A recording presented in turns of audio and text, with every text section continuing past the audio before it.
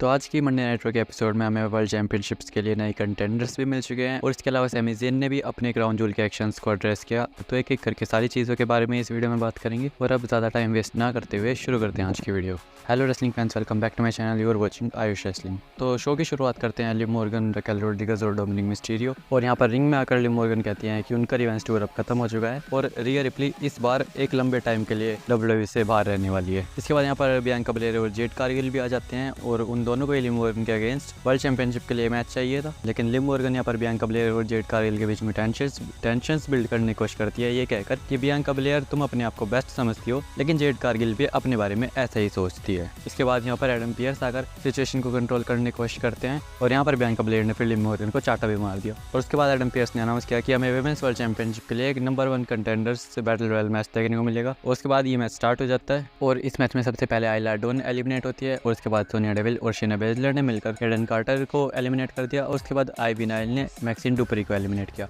और जेलिना वेगा ने यहाँ पर आईवी नाइल को 6 और 9 लगाकर एलिमिनेट कर दिया। उसके बाद कायरी सेन यहाँ पर एलिमिनेट होती है, कायरी के बाद नटालिया भी एलिमिनेट हो जाती है और उसके बाद प्योर फ्यूजन कलेक्टिव की पूरी टीम भी एलिमिनेट हो जाती है। और जो लास्ट 4 सुपरस्टार्स इस मैच में बचे थे वो थे बियांका बलेर, जेड कारगिल, लायरा वेल्किरिया और इयो स्काई। बियांका बलेर और जेड कारगिल ने लायरा वेल्किरिया और इयो स्काई को हिट किया और उन दोनों को ही अपना फिनिशर लगा दिया। लेकिन इस मैच में फिर रकेल रोड्रिगेज और लिव मॉर्गन ने इंटरफेयर कर दिया और उन्होंने जेड कारगिल और बियांका बलेर को एलिमिनेट कर दिया। और लास्ट में यहाँ पर इयो स्काई और लायरा वेल्किरिया इस मैच में बचते हैं और इन दोनों सुपरस्टार्स के बीच में हमें एप्रन पर फाइट देखने को मिलती है। और पहले तो ऐसा देखकर लग रहा था कि लायरा वेल्किरिया इस मैच को जीतने वाली है, लेकिन इन दी एंड इयो स्काई ने यहाँ पर लायरा वेल्किरिया को एप्रन पर जर्मन सुप्लेक्स लगा दिया और लायरा वेल्किरिया इस मैच से एलिमिनेट हो गई और इयो स्काई बन चुके हैं विमेंस वर्ल्ड चैंपियनशिप के लिए नंबर 1 कंटेंडर। इसके बाद हमें न्यू डे का एक बैकस्टेज सेगमेंट देखने को मिलता है जहाँ पर जैकी रेडमंड उनसे यही कहती है कि पिछले कुछ टाइम से वो दोनों सेम पेज पर नहीं लग रहे हैं और उनके बीच में टेंशन हमें देखने को मिल रही है। और उसके बाद जैकी यहाँ पर इन दोनों सुपरस्टार से उनके लास्ट वीक की लॉस के लिए पूछती है तो यहाँ पर कोफी किंगस्टन और एक्जेवियर वुड्स के बीच में बहस होने लगती है और वो एक दूसरे को लास्ट वीक की लॉस के लिए ब्लेम करने लगते हैं। उसके बाद यहाँ पर हमें वाइट 6 का एक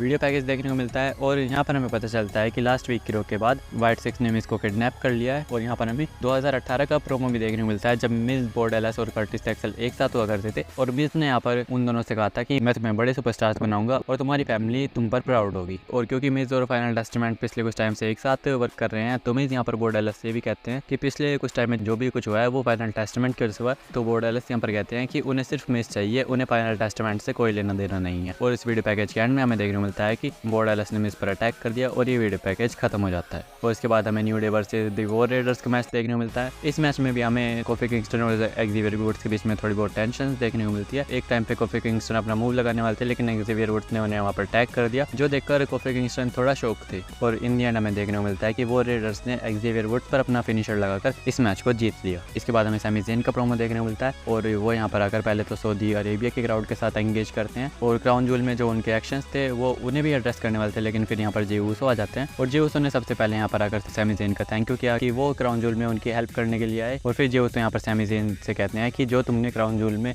रोमन को हिट किया वो एक्सीडेंट ही था ना। और फिर जिमी ऊसो यहाँ पर आ जाते हैं और वो जे ऊसो से कहते हैं कि सैमी ज़ेन ने वो ऑन पर्पज़ किया था, वो कोई एक्सीडेंट नहीं था। और फिर सैमी ज़ेन यहाँ पर जिमी ऊसो को रिमाइंड कराते हैं कि जिमी ऊसो ही वो पहले बंदे थे जो सबसे पहले ब्लड लाइन में सैमी ज़ेन के दोस्त बने थे और उन्हीं का सबसे बड़ा रोल था अब सैमी ज़ेन को ब्लड लाइन में लाने में। और उन्होंने यहाँ पर जिमी ऊसो को ये भी याद दिलाया कि जिमी ऊसो ही वो बंदे थे जिसने मुझ पर, जे ऊसो पर और रोमन रेंस पर एक ना एक पॉइंट पर टर्न किया है, तो तुम मेरे ऊपर ट्रस्ट करने के बारे में कैसे सवाल कर सकते हो। और इसके बाद सैमी ज़ेन कहते हैं क्राउन जूल में मैं सिर्फ जे ऊसो के लिए आया था, मैं बस ये मेक श्योर करना चाहता था कि जे ऊसो ठीक रहे। और इसके बाद सैमी ज़ेन ने यह भी कहा कि रोमन, जे और जिमी को ज्वाइन कर 1 मिनट के लिए तो उन्हें पहले टाइम वाली भी फील आई। लेकिन बाद में यहाँ पर सैमी ज़ेन जे ऊसो से कह देते हैं आई एम आउट और इनसे जाने लगते हैं। लेकिन जे ऊसो यहाँ पर सैमी ज़ेन को रोकते हैं और वो उनसे कहते हैं कि क्यों ना तुम स्मैकडाउन में आओ और हम चारों एक फैमिली की तरह बात करें। जिसके बाद जिमी ऊसो कहते हैं कि सैमी ज़ेन फैमिली नहीं है। फिर जे यहाँ पर जिमी से कहते हैं कि नहीं, सैमी ज़ेन फैमिली है। वो जिमी ऊसो कहते हैं कि तुम जिमी ऊसो हो, मैं जे ऊसो हूँ और ये है सैमी ऊसो। और ऐसे ये सेगमेंट खत्म हो जाता है। इसके बाद हमें सेथ रॉलिंस का एक बैकस्टेज सेगमेंट देखने को मिलता है और सेथ रॉलिंस ने यहाँ पर यही कहा कि ब्रॉन्सन रीड ने उन्हें एक बहुत ही ग्रेट फाइट दी लेकिन वो मुझे नहीं हरा पाया। और क्योंकि सेथ रॉलिंस आज वर्ल्ड हेवीवेट चैंपियनशिप के नंबर 1 कंटेंडर्स का भी पार्ट थे तो उसके लिए भी कहते हैं कि मैंने उस टाइटल को एस्टेब्लिश किया है और मैं उसे दोबारा जीतूंगा। इसके बाद हमें यहाँ पर ड्रैगन ली और चैड गेबल का मैच देखने को मिलता है और पहले तो ये मैच एक स्लो पेस पर चलता है लेकिन एक बार इस मैच ने पेस पकड़ी तो इस मैच में हमें एक अच्छी खासी रेसलिंग देखने को मिली।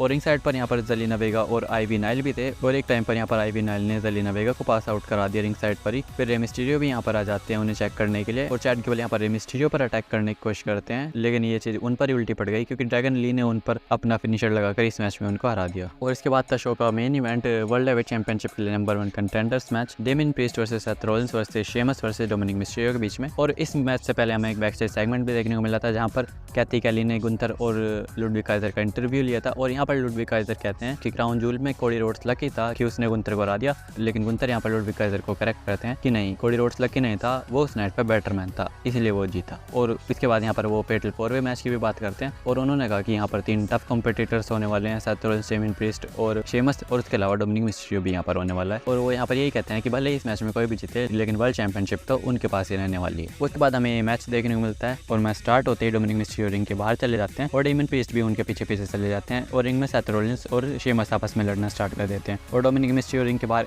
इधर उधर ही भाग रहे थे डेमियन प्रीस्ट से बचते हुए। और फिर बाद में हमें देखने को मिलता है कि डोमिनिक मिस्टीरियो एप्रन पर चढ़ जाते हैं और डेमियन प्रीस्ट उनके सामने रिंग के बाहर खड़े थे और उन्हें एक साइड से सेथ रॉलिंस ने घेर लिया और शेमस उनके पीछे रिंग में खड़े थे। और फिर शेमस ने यहाँ पर डोमिनिक को रोप्स में फंसाकर beats off the board run लगाया और इस चीज का फायदा सेथ रॉलिंस उठाने की कोशिश करते हैं और वो यहाँ पर डेमियन प्रीस्ट को रोल करके इस मैच को जीतने की कोशिश करते हैं, लेकिन यहाँ पर डेमियन प्रीस्ट किक आउट कर देते हैं। और इसके बाद शेमस और डेमियन प्रीस्ट रिंग के बाहर थे और सेथ रॉलिंस ने यहाँ पर उन पर एक डाइव लगा दी। उसके बाद यहाँ पर उन्होंने डोमिनिक मिस्टीरियो पर भी डाइव लगाई और उसके बाद उन्होंने फिर से एक बार डेमियन प्रीस्ट और शेमस पर डाइव लगाई। और थोड़ी देर बाद हमें देखने मिलता है कि डोमिनिक मिस्टीरियो सारी चीज का फायदा उठाते हैं और थोड़ी देर के लिए उनके पास इस मैच का कंट्रोल आ जाता है। उसके बाद शेमस यहाँ पर तीनों सुपरस्टार्स पर अपना बैक ब्रेकर भी लगाते हैं और डोमिनिक मिस्टीरियो को उन्होंने एक डाइविंग नी भी लगाया। उसके बाद डेमियन प्रीस्ट भी इस मैच में कम बैक करते हैं क्लोथ लाइन के साथ और किक्स के साथ, लेकिन यहाँ पर शेमस ने डेमियन प्रीस्ट पर एक वाइट नॉइज लगा दिया और यहाँ पर हमें एक नियर फॉल देखने को मिला। उसके बाद सेथ रॉलिंस ने यहाँ पर डोमिनिक मिस्टीरियो पर पेडिग्री भी लगा दिया, लेकिन उसके बाद हमें देखने को मिलता है कि ब्रॉन्सन रीड यहाँ पर आ जाते हैं और उन्होंने पहले तो रिंग साइड पर डेमियन प्रीस्ट और शेमस पर अटैक कर दिया। उसके बाद सेथ रॉलिंस रिंग के बाहर आकर ब्रॉन्सन रीड से फाइट करने की कोशिश करते हैं, लेकिन ब्रॉन्सन रीड ने उन पर भी अटैक कर दिया। उसके बाद यहाँ पर शेमस और डेमियन प्रीस्ट ने भी ब्रॉन्सन रीड पर अटैक करने की कोशिश की, लेकिन ब्रॉन्सन रीड ने यहाँ पर शेमस और डेमियन प्रीस्ट दोनों पर ही डेथ वैली ड्राइवर लगा दिया रिंग के अंदर और फिर इन दोनों सुपरस्टार्स को सुनामी भी लगा दिया। उसके बाद हमें देखने को मिलता है कि ब्रॉन्सन रीड ने बाहर अनाउंसर डेस्क पर सेथ रॉलिंस को लिटा दिया और सेथ रॉलिंस को अनाउंसर डेस्क के थ्रू एक सुनामी लगा और इस चीज का फायदा डोमिनिक मिस्टीरियो उठाने की कोशिश करते हैं क्योंकि उन्होंने रिंग में शेमस पर एक फ्रॉग स्प्लैश लगा दिया और वो यहाँ पर शेमस को पिन भी कर देते हैं, लेकिन डेमियन प्रीस्ट पिन को ब्रेक कर देते हैं। इसके बाद डोमिनिक मिस्टीरियो ने डेमियन प्रीस्ट को एक 619 भी लगाया और वो फ्रॉग स्प्लैश के लिए टॉप रोप पर जाते हैं और जैसे ही वो जंप करते हैं तो डेमियन प्रीस्ट ने उन्हें हवा में ही पकड़कर यहाँ पर South of Heaven chokeslam लगा दिया और इस मैच को जीत लिया। और मैच खत्म होने के बाद यहाँ पर गुंथर भी आ जाते हैं और डेमियन प्रीस्ट और गुंथर के बीच में हमें एक स्टेयर डाउन भी देखने को मिलता है और ऐसे मंडे नाइट रो ऑफेयर चली जाती है। तो आज का मंडे नाइट रो का एपिसोड एक बढ़िया एपिसोड था और आई होप कि आपको ये वीडियो पसंद आई होगी। तो अगर ये वीडियो पसंद आई हो तो वीडियो को लाइक करना, चैनल को सब्सक्राइब करना और ट्राइबल चीफ रोमन रेंस को एक्नॉलेज करते हुए खत्म करते हैं आज की इस वीडियो को। Thanks for watching.